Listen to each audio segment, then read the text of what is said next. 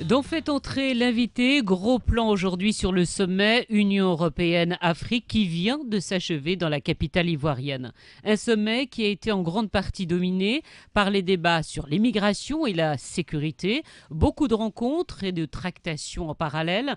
Parmi les rencontres marquantes pour le Royaume, celle hier soir entre le souverain et le président sud-africain. On assiste en effet à une nouvelle page dans les relations entre Rabat et Pretoria. Les deux chefs d'État se sont entendus hier pour relancer la coopération, mais aussi sur le volet diplomatique. La représentation diplomatique qui va être relevée, des ambassadeurs de haut niveau vont être désignés dans les deux capitales. Autre rencontre importante, nous vous en parlions à l'instant dans notre édition, c'est aussi celle entre Sa Majesté le Roi et le président angolais. Sur le volet de l'immigration, il y a eu ce message adressé par le souverain aux participants qui appelle l'Europe à travailler plus étroitement avec le continent, à faire évoluer le partenariat entre le Nord et le Sud, en clair, à passer à l'action.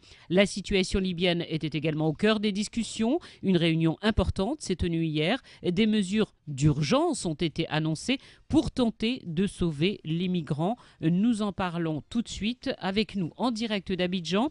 Mon confrère Sédik Kaba, rédacteur en chef du Monde Afrique. Bonjour Sédik. Bonjour. Merci d'avoir accepté l'invitation et ravi de vous retrouver. Moi aussi, c'est toujours un plaisir de retrouver vous-même et vos auditeurs. Également avec nous, notre consultant politique Khalid Chegraoui, professeur à l'Institut des études africaines à l'Université Mohamed V de Rabat et consultant politique pour 2M. Bonjour Khalid. Bonjour, très content et ravi d'être avec vous et surtout d'entendre Sédik. Ça fait longtemps que je l'ai pas entendu. Oui, parce que vous vous connaissez tous les deux. Oui, on se connaît très très bien. Absolument. On a fait un colloque d'une qualité scientifique importante en décembre de l'année dernière à Bamako et nous avons eu le plaisir de poursuivre notre conversation en dehors du colloque et j'en garde un excellent souvenir. Merci. Alors, messieurs, c'est un sommet important qui vient de se tenir parce que de nombreuses décisions ont été prises et j'ai même envie de dire des décisions très concrètes. Débutons, si vous le voulez bien, par cette nouvelle page dans les relations entre deux pays, l'un à l'extrême sud, l'autre à l'extrême nord, Maroc, Afrique du Sud. Des représentations diplomatiques, j'ai dit, qui allaient s'ouvrir. Si certains ne mesurent pas l'importance de ce qui vient de se passer, j'aimerais bien que vous y répondiez, Khalid.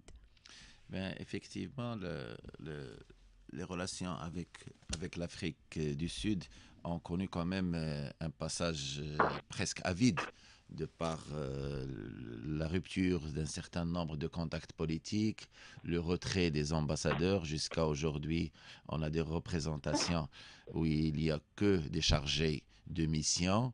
Au fait, le compteur en termes de relations politiques est presque à zéro. Cela n'a jamais empêché d'ailleurs qu'il y ait des relations économiques assez importantes. L'Afrique du Sud reste un partenaire très important sur le plan économique avec le Maroc. Les relations culturelles sont aussi très importantes.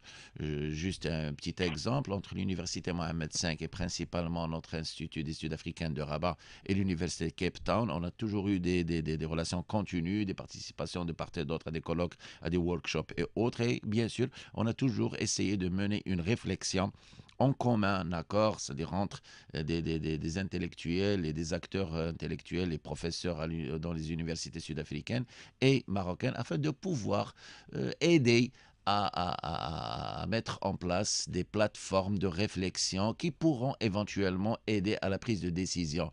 Ceci dit, je pense que les relations n'ont jamais été arrêtées entre les deux entités.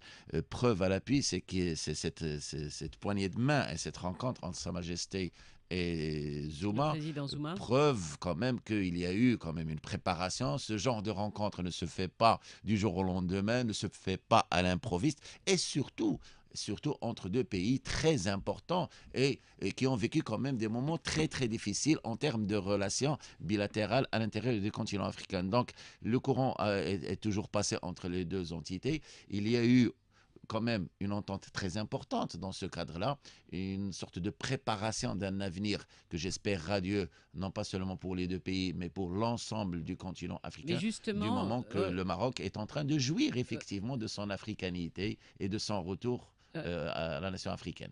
Justement, sur ce point, Cédric, est-ce que pour vous, c'est un fait synonyme de grands changements annoncés dans les relations interafricaines ? Oui, c'est une évolution importante pour les relations interafricaines. Il faudra, de mon point de vue, il faut inscrire cette rencontre dans la continuité d'une série d'actions qui ont été posées. Sa Majesté le Roi s'était rendu au Nigeria, l'autre grand soutien de la République arabe sahraoui, comme vous vous souvenez. Il s'est rendu au Nigeria.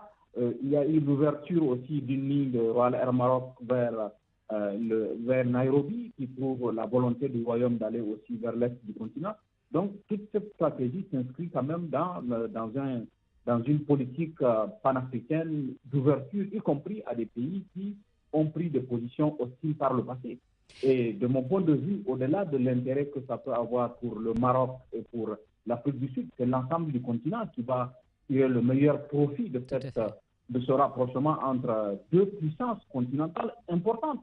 L'Afrique du Sud est une puissance dont l'influence à la fois économique et politique s'exerce sur cette partie australe et même orientale du continent.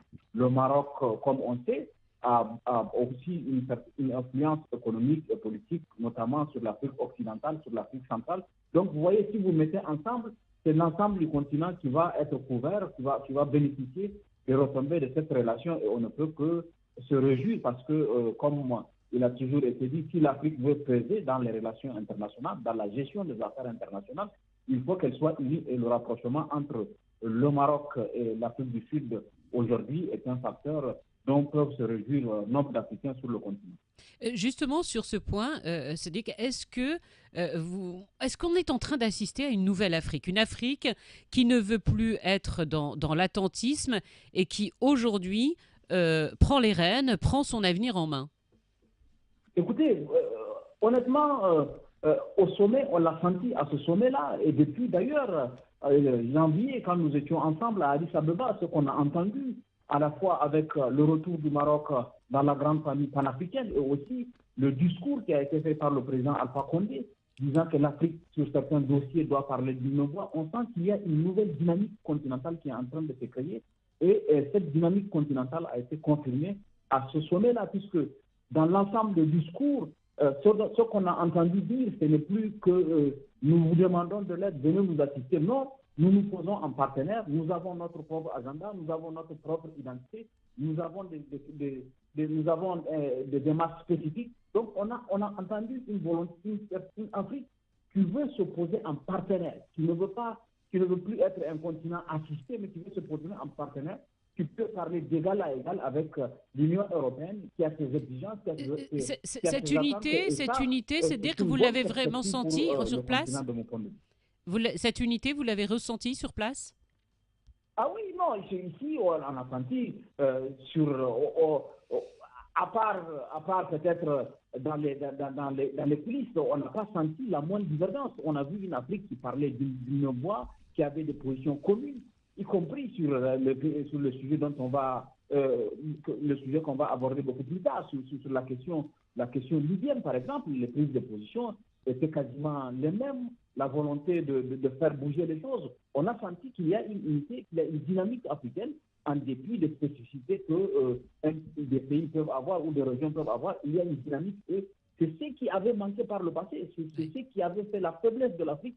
Aujourd'hui, on sent qu'il y a une nouvelle dynamique avec, et je persiste à le dire, avec le retour du Maroc dans la famille panafricaine, avec tous ces rapprochements. Ce qui a pu opposer par le passé des pays aujourd'hui comme le Maroc et l'Afrique du Sud, comme le Maroc et l'Angola, vous l'avez dit en début de sujet, le Maroc et l'Angola aussi. Donc, il y a une volonté d'aller de l'avant, de transcender, de surmonter les difficultés, de surmonter certains pour mettre au-dessus l'intérêt du continent. Et ça, je pense que c'est une nouvelle dynamique qui s'est créée, qu'il faut entretenir, qu'il faut améliorer pour que l'Afrique puisse avoir le poids qu'elle aurait dû avoir depuis longtemps dans les affaires internationales.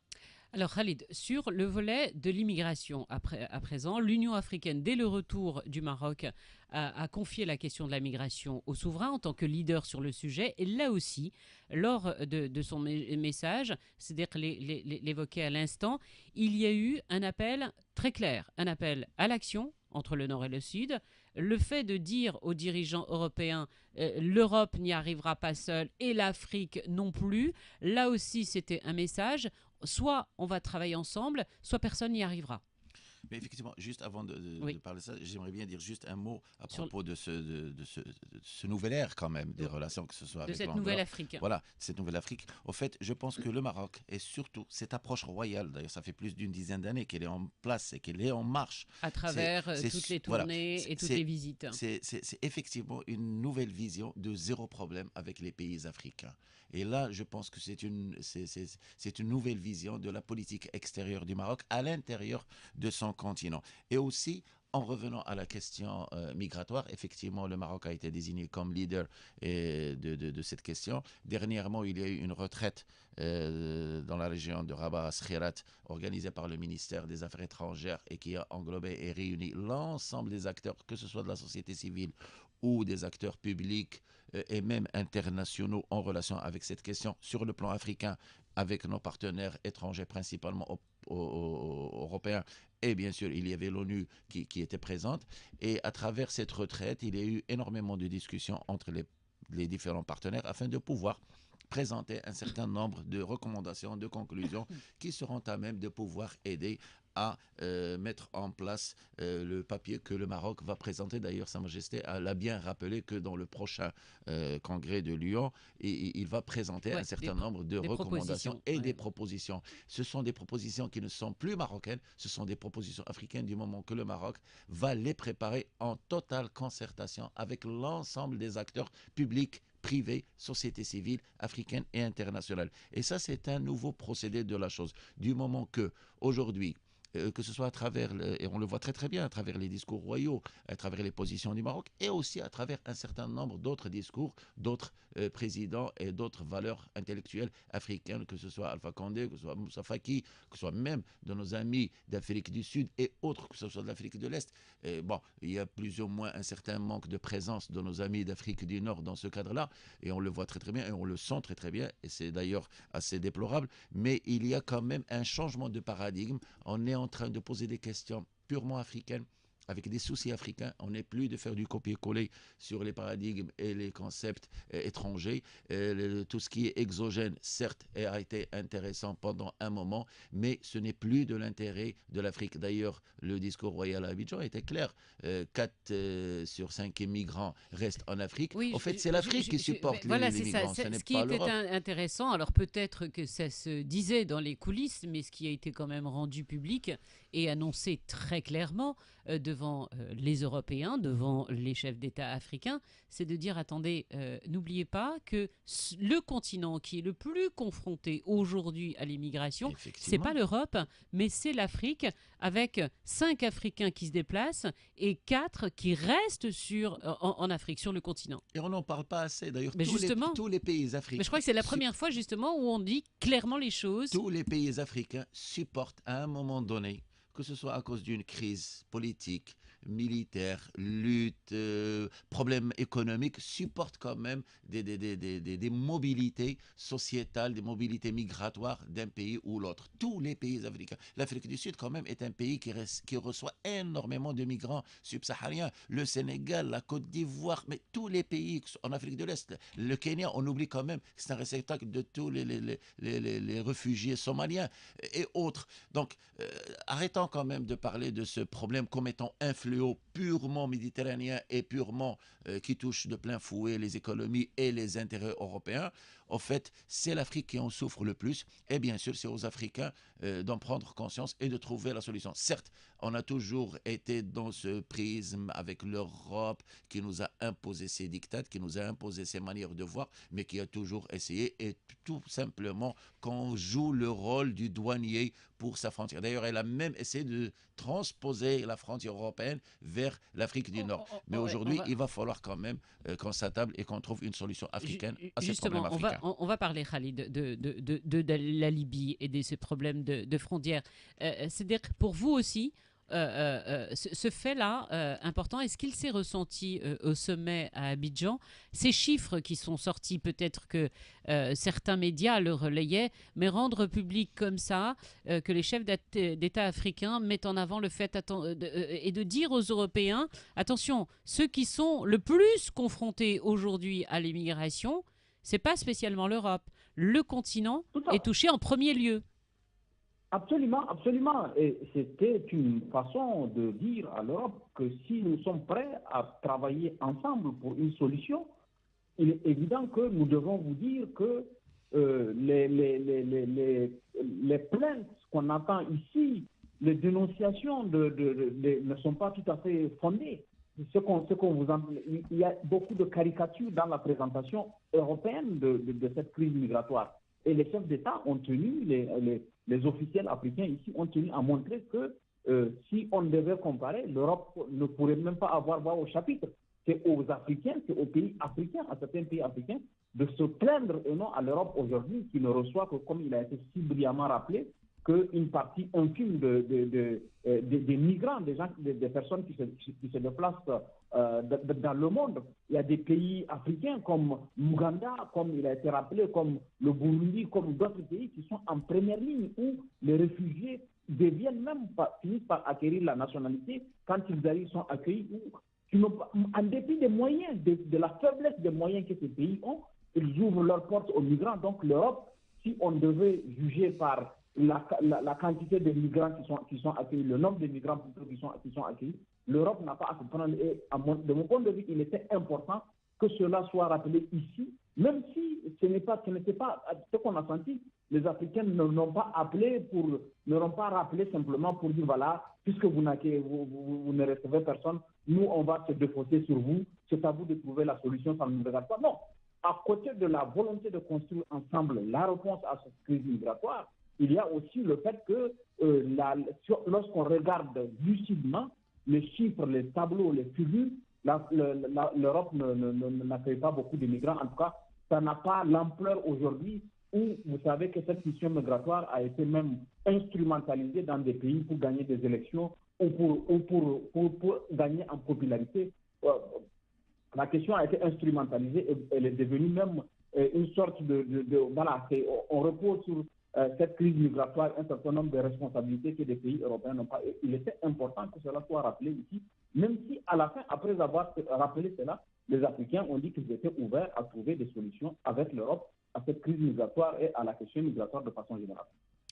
Alors on en arrive à le point le plus important de cette crise migratoire, c'est bien évidemment la question libyenne. Il aura fallu ces images atroces, inhumaines des migrants vendus comme des esclaves pour réveiller toutes les consciences, des images montrant l'insoutenable, de mafieux, de passeurs pour qui les migrants sont une nouvelle manne d'argent. Là, lors de ce sommet, une réunion importante s'est tenue en parallèle et des mesures d'urgence ont été annoncées.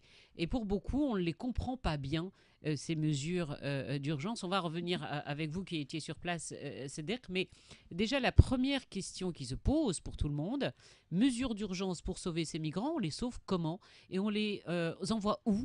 Qui va les prendre en charge? Là, vous posez des questions pratiques qui n'ont pas été évacuées, qui n'ont pas trouvé de solution ici. Il a été convenu le principe de mettre en place une task force qui va utiliser des moyens, d'après ce qu'on a compris, y compris des moyens militaires, des moyens héliportés, des moyens logistiques, pour aller arracher les migrants des griffes des réseaux de passeurs. Donc, pour l'instant, des pays, visiblement la France, par exemple, qui était un des leaders de cette idée, sont prêts à fournir les moyens militaires et logistiques qu'il faut pour aller chercher les migrants. Mais est-ce qu'ils vont être rapatriés dans leur pays d'origine, ce qui est une piste qui a été évoquée? Est-ce que l'Europe va faire comme la France a commencé à faire au Niger et au Tchad? Elle va vouloir interroger les personnes, voir s'ils sont éligibles au statut. Il y a des questions, un certain nombre de questions qui n'ont pas été réglées. Mais en plus, on connaît la Libye. Si la Libye, l'état dans lequel aujourd'hui la Libye se trouve, sans gouvernement central, avec deux gouvernements, avec 2 ou 3 parlements ensuite, il n'y a pas d'État libyen. Donc, qui va être l'interlocuteur? Exactement. Et pour l'instant, la Libye n'a pas officiellement dit qu'elle était demandeuse, parce que pour qu'il y ait une intervention de cette nature dans un pays, il faut que le pays lui-même en fasse la demande. Donc, il y a un certain nombre de questions qui n'ont pas été réglées, même si on a senti la volonté de l'Europe face au choc, face à l'émotion que les images montrées par CNN les images ont suscité. il y a une volonté d'apporter une réponse forte et c'est dans le cadre de cette réponse forte que cette annonce a été faite d'envoyer des moyens militaires, des moyens héliportés pour pouvoir venir au secours des migrants. Mais il y a un certain nombre de questions d'opérabilité, de mise en œuvre de cette décision qui n'ont encore pas été réglées à Abidjan. Je vous pose la même question, Khalid, sur le volet libyen. Combien il y a de milices? Cédric parle de la situation chaotique du pays parce que rien ne se fera sans la Libye, bien évidemment. Mais déjà, en termes de milices, on entend parler de milices en non-stop. Combien sont-ils? Est-ce qu'on a des chiffres? Oui, déjà, il faut déjà rappeler qu'il n'y a plus d'État en Libye, et ça fait belle lurette que c'est le cas. Le grand problème, c'est que cette Europe, elle est assez schizophrène. À un moment donné, elle se comporte avec un État libyen comme s'il y a des Il y avait un État libyen, et alors par la suite, quand ça l'enchante pas, on dit que tiens, il n'y a pas d'État, c'est l'anarchie totale.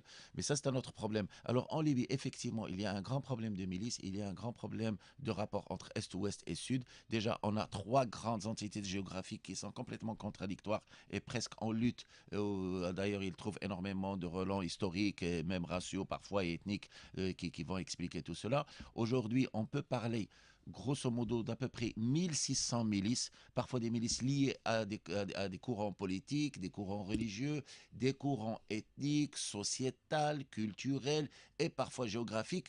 Et bien sûr, il ça y veut a dire que là où pratiquement le bas chaque blesse, village a sa milice? bien sûr, et même plus que ça, parfois juste des milices avec des relents totalement criminels, tout simplement, en fait, mafieux, tout simplement, et qui vont Et servir qui se l'un ou servent l'autre, justement des migrants comme de la qui se servent marchandise. de tout le monde, de toutes les causes, de toutes les choses qu'on peut trouver en Libye. Aujourd'hui, il y a chaque être libyen a au minimum 2 armes à la maison.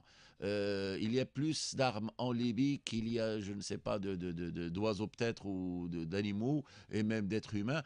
Et la misère humaine, en fait, qui ne doit pas être utilisée dans ce cadre-là, mais tout le monde a utilisé, que ce soit ces pauvres migrants, que ce soit des subsahariens. D'ailleurs, il faut rappeler aussi que ce ne sont pas seulement des subsahariens, ce ne sont pas seulement des Noirs, parce qu'on a véhiculé des images atroces de ce qui se passe pour ces jeunes qui aspirent à un monde meilleur. Non, il n'y a pas que des subsahariens, puisque...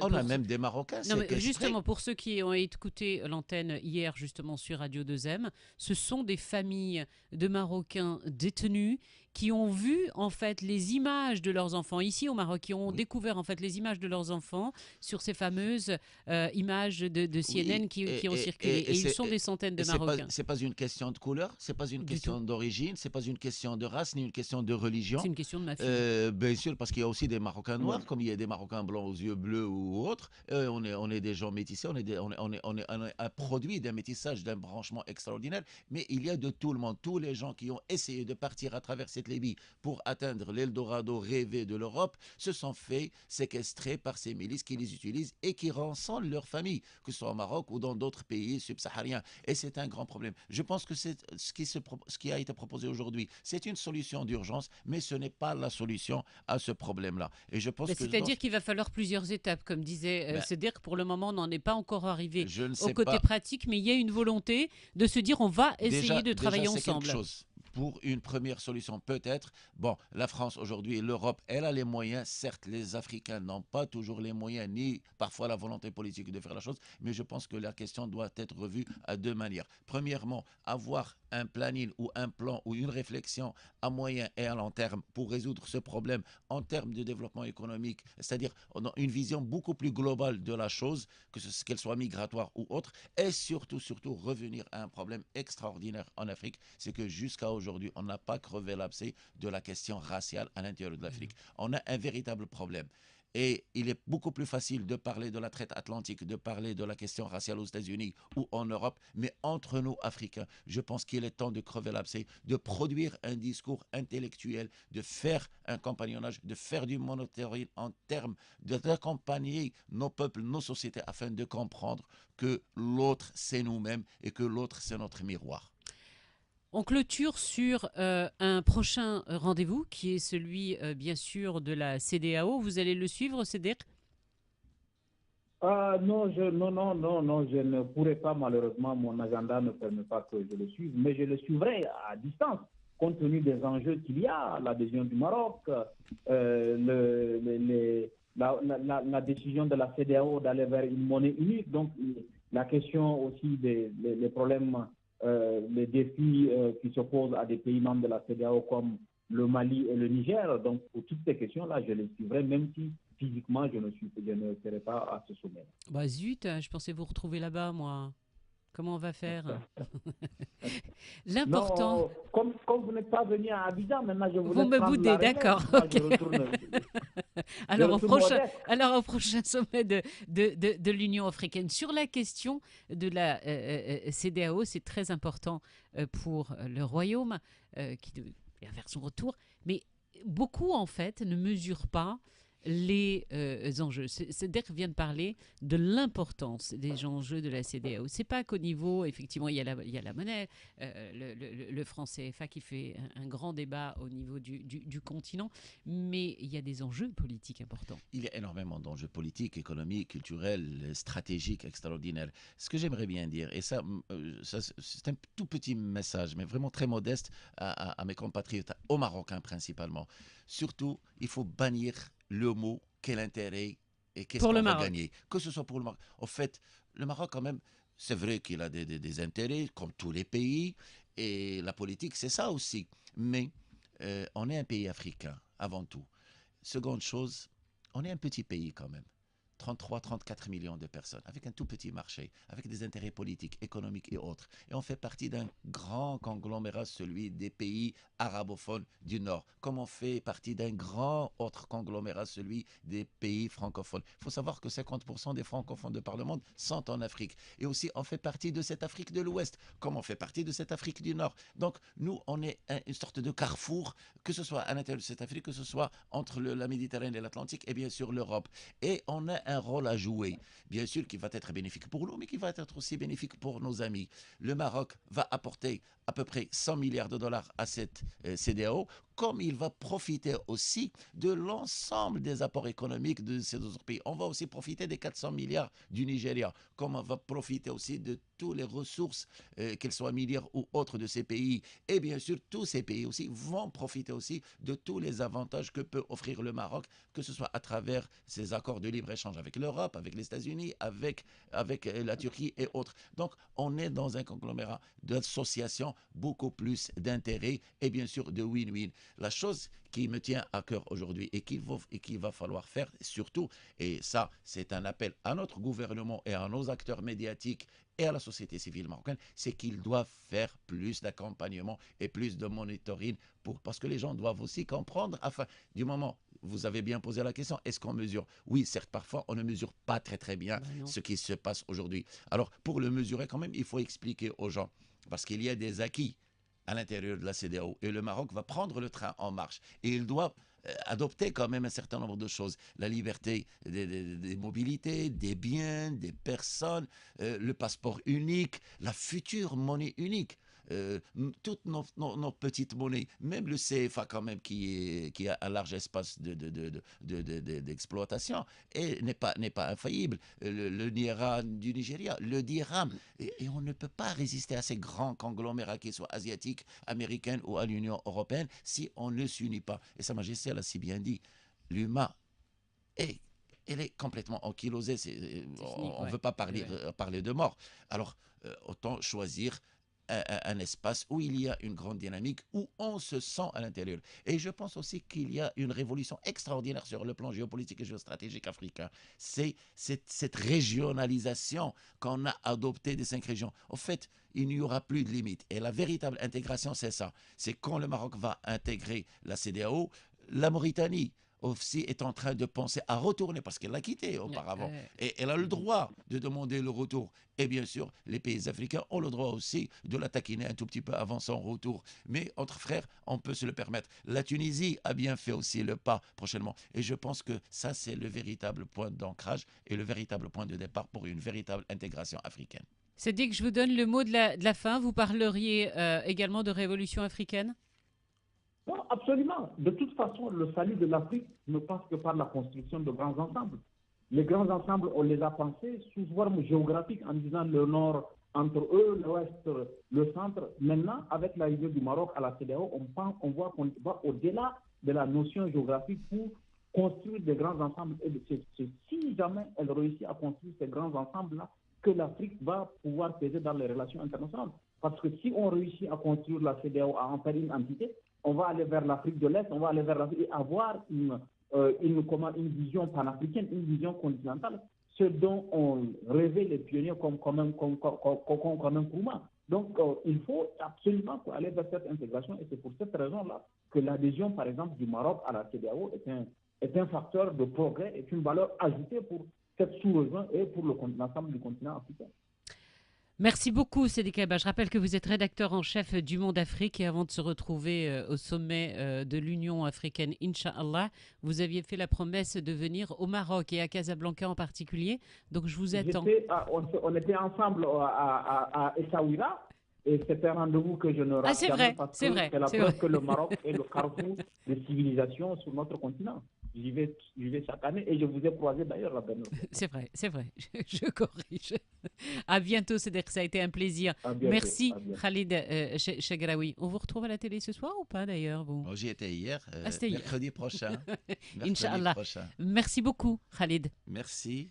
Faites entrer l'invité, pardon.